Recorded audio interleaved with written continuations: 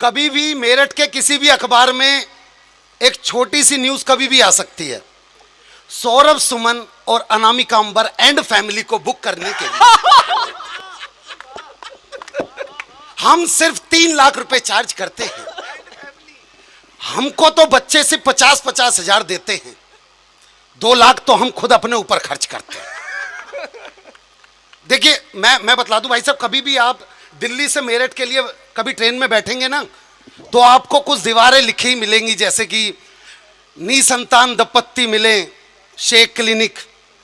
अब ऐसा हो सकता है कि आगे चल के वो लाइन ऐसे मिले, निसंतान दंपत्ति मिले शारदा विनीत जी।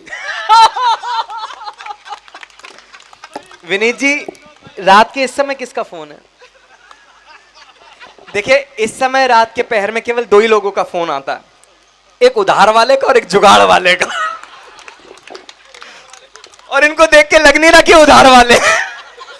नहीं, इनकी टिप्पणी के बाद नहीं लग रहा। हो सकता है किसी 5 बच्चों वाली का ही फोन हो। तो आइए साहब, मैं थोड़ी सी अलग विधा का हूँ। हमारे बीच में विजय कुमार चौबे जी दिल्ली से आए हैं, वहाँ माता के ऊपर काफ़ी मुक्तक लिखते हैं, मेरे मित्र हैं। और सौरभ भैया का मैं कितना धन्यवाद करूं मुझे इस मंच से जोड़ने के लिए। मैं आप सबके लिए कहना चाहता हूं कि कविता के निमित्त हूं आया, सोचा ये भी काम करूं, सबसे पहले आप सभी को बारंबार प्रणाम करूं, कि सबसे पहले आप सभी को बारंबार प्रणाम करूं। और आइए साहब, मैं आता हूं। विजयानंद जी, कहीं ना कहीं पता चला है, अभी अभी सौरभ भैया ने कोने में आके बोला है कि लिफाफे वहीं अटके हुए हैं। तो मैं शुरुआत आपसे करता हूं कि विजयानंद जी आपके लिए, सर आपके लिए, भाभी जी आपके लिए, ए कैमरे वाले भाई आपके लिए, ए माइक वाले भाई आपके लिए, सौरभ भैया आपके लिए, ए हॉन्टेड हाउस वाले भाई तेरे लिए, ए ऊंट वाले भाई तेरे लिए, ए जलजीरे वाले भाई तेरे लिए, कि आपके लिए चंद कतरे लहू के लाया हूं। खुद मुरझा गया हूं पर फूल खुशबू के लाया हूं, और आप लोगों को तालियां बजानी ही होंगी। मैं घर से पत्नी के पांव छू के आया हूं। बहुत अच्छे। और ये उन्हीं लोगों ने ताली बजाई है जो मेरी तरह छू के आए हैं। मैं बतला दूं भाई साहब, देखिए हम कैसा भी कुछ कर लें, लेकिन मैं आपको सीधा सीधा पंक्ति से जोड़ना चाहता हूं, ज्यादा समय नहीं है। हाँ भैया, आइए पहले एक भजन से शुरुआत करते हैं। हाँ, आप दृश्य देखिएगा। इटली के एक मैदान में मां सोनिया गांधी, आप दृश्य देखिएगा। इटली के एक मैदान में मां सोनिया गांधी, बगल में 4-5 मोर पीहू पीहू कुहू कुहू कर रहे हैं, 4-5 फूल खिलने की कोशिश कर रहे हैं। उन 4-5 फूलों के बीच में एक ना खिला हुआ फूल। मां ने उसको बोला, यह भजन आपने राम लखन फिल्म में सुना होगा, पर इसे मेरी दृष्टि से सुनना। ओ राहुल, बड़ा दुख दीन भाषण ने तेरे, बड़ा दुख दीन। मेरी भद पिटवाई, नाक भी है काटवाई, मेरा मुश्किल कर दिया जीना। ओ राहुल, पंक्ति तो अब सुनना, माँ बोल रही है, तूने अपना घर ना बसाया, दिग्विजय सिंह तो दूज ले आया। तू है पप्पू, अगर मुझे होती खबर, तुझे देती जन्म कभी ना। ओ राहुल, पहला भजन खत्म हुआ, कृपया करके ताली बजाइए। बहुत अच्छे। अब मैं दूसरा भजन सुनाना चाहता हूं, ये जानते हुए कि वो व्यक्ति हमें कल को धरनों पे बिठा देगा। मैं ये व्यक्तिगत टिप्पणी सिर्फ दिल्ली वालों के लिए कर रहा हूं। हमने फिर भी उस व्यक्ति का चुनाव किया। नहीं, मैं सच बता रहा हूं भाई साहब, आप बड़े खुशनसीब हैं कि आप दिल्ली में नहीं रहते। हमारा तो रोज सामना होता है उससे। अब दूसरा भजन उसे लेके, आपने ये भजन बहुत YouTube पे बहुत ज्यादा भजन चल रहा था, ये मैंने उसकी कुछ पंक्तियां बदली हैं। सौरभ भैया। हाँ भैया, स्वागत। केजरीवाल डरा मारे,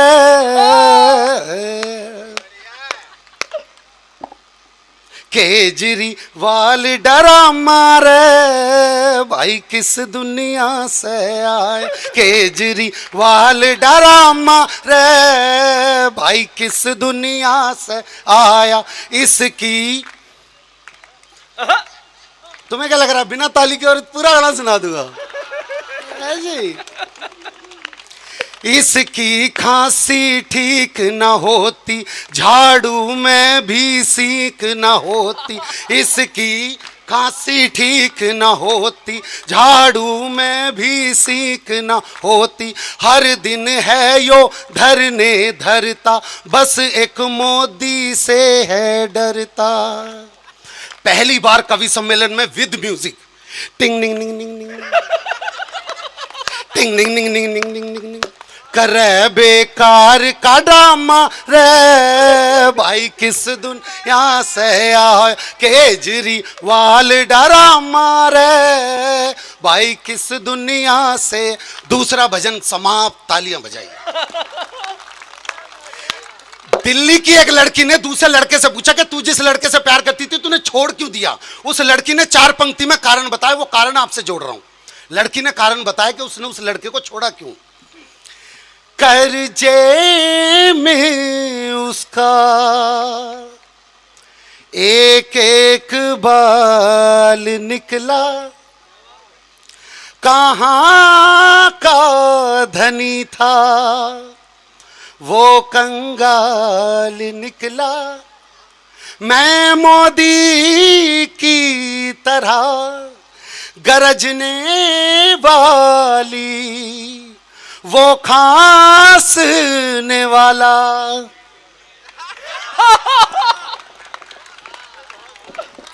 आप बहुत अच्छा सुन रहे हैं और ताली तो उससे भी अच्छा बजा रहे हैं, पर मैं देख रहा हूं फिर भी ये बीच में बैठी हुई महिला, माता जी कोई गलती हो गई तो बताई दीजिए। अब ताली क्यों नहीं बजा रही? हो सकता है कुछ टेक्निकल फॉल्टों में ठीक कर दूं। अच्छा हुआ मुझसे पहले टेक्निकल फॉल्ट किसी ने ठीक नहीं किया। आइए, नहीं नहीं, आप ये सोचो कि ये साथ क्यों नहीं बैठे। मैं बतला रहा हूं भाई साहब, देखो एक बात बतलाऊं मैं। पंजाब का आदमी यूपी में फंस जा, बहुत बुरा फंस जा। वो एक पंजाब का आदमी यूपी के कुएं में गिर गया, बोला बचाओ बचाओ बचाओ। यूपी का एक आदमी बोला भैया कौन है भैया? कह रहा भाई 80। कह रहा एक होता तो बचा भी लेता। तो वो बातें बतला रहा हूं मैं टेक्निकल फॉल्ट ठीक करने की कोशिश करता हूं, और अभी भी किसी को ठीक करना है तो बतला दो, मैं रुक सकता हूं। आप एक बार अपना ये हाथ यूं कीजिए, जितनी भी महिलाएं हैं कृपया करके अपना हाथ यूं कीजिए एक बार, कोई बात नहीं। विजयानंद जी वाईफाई हुई है? हाँ, बहुत चालाक आदमी हो आप। हाँ, तो एक बार सारी महिलाएं हाथ यूं करें और अब इसमें अपने पति की शक्ल याद करें, और तब तक ताली बजा दो जब तक पति पूरा सूझ ना जावे। अब ऐसा नहीं भाई साहब, पुरुषों को भी तरीका बताऊंगा। अच्छा, कईयों ने झट से ताली भी मार ली। बताओ भाई साहब, सारे पुरुष तो अपना हाथ यूं करो और शक्ल उसकी याद करो जिस बिचौलिए ने ब्याह करवाया था। देखो ताली बजेगी। मैं बतला रहा हूं विजयानंद जी, देखिए मैं भाई साहब एक बात बतला दूं आपको। आप विजयानंद जी का चेहरा एक बार भाई साहब खड़े हो जाइए प्लीज। नहीं बात समझिए प्लीज। देखिए एक बार थोड़ा सा पीछे आ जाओ, लाइट पड़ जाएगी, चेहरे दिख जाएंगे थोड़े से। आप चेहरा 1 मिनट तक ध्यान से देखिए। ये वो चेहरा है जिसे दिखला के पाकिस्तान से दाऊद इब्राहिम मांगा जा सकता है। मैं सच बतला रहा हूं। राजस्थान में एक शहर है लकोई में वैसे तो ना जाने कितने गांव है, लेकिन एक गांव पड़ता है ऐसा भी जिसमें एक कुआं है, जिसपे झाग के नाम लेने पे कुआं जवाब देता है। मैंने जानने के लिए मैं और सौरभ भैया उस कुएं तक पहुंचे। मैंने झाग के नाम लिया विनोद पाल, तो कुएं ने जवाब दिया विनोद पाल। फिर सौरभ भैया ने अपना नाम लिया सौरभ, तो कुएं ने जवाब दिया सौरभ। मैंने सोचा यार विजयानंद जी का भी नाम लेके देख लें एक बार। मैंने जैसे झुक के इनका नाम लिया, कुएं में से कोई आवाज नहीं आई भाई साहब। मैंने सोचा शायद श्री लगाने से आ जाए। मैंने श्री विजयानंद लेके कुएं में नाम लिया, फिर कुएं से कोई आवाज नहीं आई। उसके बगल में एक कुटिया बनी थी, कुटिया के बाहर एक बाबा बैठे थे। मैंने बोला बाबा कोई गलती हो गई तो बताइए। मैंने अपना नाम लिया विनोद पाल, तो कुएं ने जवाब दिया विनोद पाल। सौरभ भैया ने अपना नाम लिया तो कुएं ने जवाब दिया सौरभ। जब मैंने विजयानंद जी का नाम लिया तो कुएं ने जवाब क्यों नहीं दिया? तो बाबा ने बोला बेटे दुनिया में विनोद पाल का जवाब हो सकता है, सौरभ जी का जवाब हो सकता है, पर विजयानंद का कोई जवाब नहीं है। वो लाजवाब व्यक्ति हैं। भाई साहब आपने जैसा बोलने के लिए कहा था वैसा कहते हैं।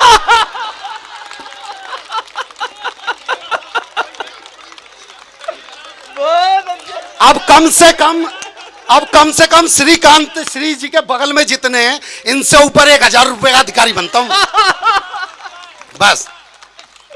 मतलब ये इतने सीधे आदमी भाई साहब। अब यकीन मानो, घी की दुकान पे गए, बोले जी 2 रुपए का घी दे दो। घी वाले ने इन्हें सर से पांव तक देखा और फिर घी में उंगली डुबो के इनके हाथ पे एक बूंद छोड़ दी।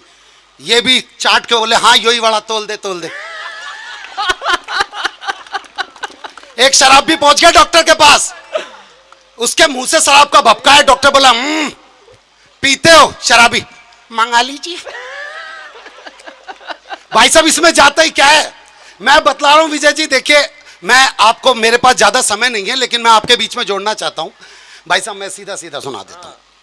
आप में से भाऊजी कई लोग जानते होंगे, पहले के टाइम में जब लड़की की विदाई होती थी तो उसका मामा उस लड़की को उठा के डोली वाली कार तक छोड़ने जाता था।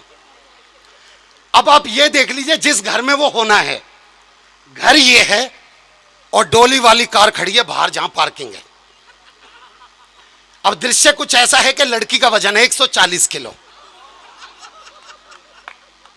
और लड़की है अग्रवाल की और कोई सगा मामा है नहीं। पर अग्रवाल जी ने एक अच्छा काम कर रखा है कि ब्याज पे पैसे बांट रखे हैं। अब उनको पंडित जी ने बोला भाई लड़की का मामा उठा के लेके जाए, तो वो लड़की का बाप देख रहा है कौन उठाएगा, सगा मामा तो है नहीं। इतने में कुछ लोग होते नहीं शादी में जिनके अंदर चूल होती है एक तरह की, भाई साहब कोई काम हो तो बताना, कोई काम हो तो बताना, कोई काम हो तो बताना। अब खुद का वजन 40 किलो, लड़की के बाप से बोल बैठा भाई साहब कोई काम हो तो बताना। अब काम तो उसका इंतजार कर रहा था। बोला जा चुटकी को लेके जा। अब उसने चुटकी देखी,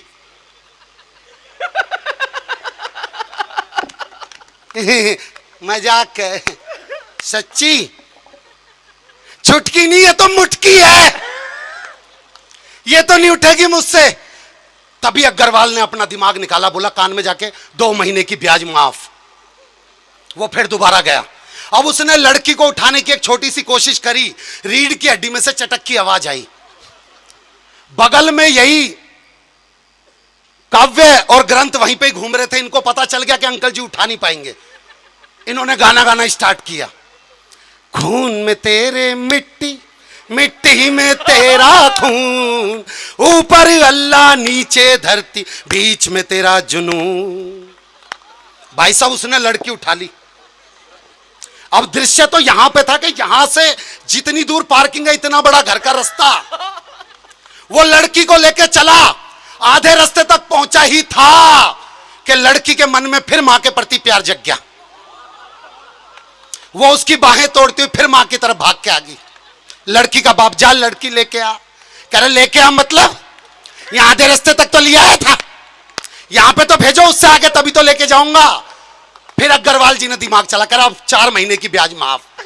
उसने फिर दोबारा लड़की उठाई, लेकिन दृश्य दूसरा। उसकी बड़ी बहन जो कि 160 किलो की थी, जब उसने 140 किलो फिर कंधे पे उठा लिया, उसकी बड़ी बहन जो कि 160 किलो की थी, उसने अपना 15 किलो का हाथ उसी कंधे पे रख के बोली, देख ससुर का सम्मान करना है, सास का सम्मान करना है, देवर को भाई की तरह रखना है, नंद को कह रहा तू लिख के दे दे, मैं गाड़ी में दे दूंगा। वो आगे बढ़ा भाई साहब।